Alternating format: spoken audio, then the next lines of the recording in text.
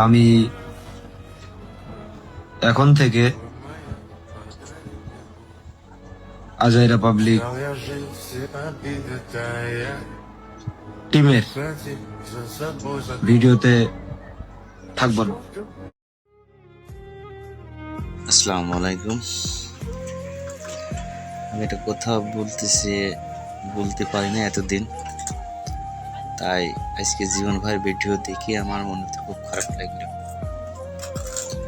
সেটা হচ্ছে যে আমরা জীবন ভাইয়ের ওখানে গিয়েছিলাম, আজারের পাবলিক ওখানে গিয়েছিলাম। তো কোনো একটা কারণে হয়তো জীবন ভাইয়ের কাছে একটা জিনিস খারাপ লাগছিল। তো জীবন ভাই আমার দুটো তিনটে কথা বলেছিল, তা আমি বলতে চাইছিলাম না যে তাকে আমি খুব ভালোবাসি এবং শ্রদ্ধা করি। এই বিষয়টা আমি লাইভে এসে বলবো কখনো ভাবিনি।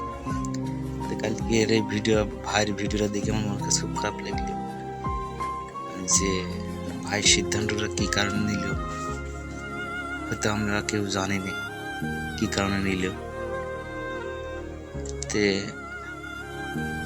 আমার পক্ষ থেকে জুনহাকে বলবো যে মানুষ ভুল করেই থাকে, যেমন আপনি ভুল করেছিলেন আমি কিন্তু ক্ষমার দৃষ্টি থেকে দেখেছিলাম এবং ক্ষমা করে দিয়েছিলাম।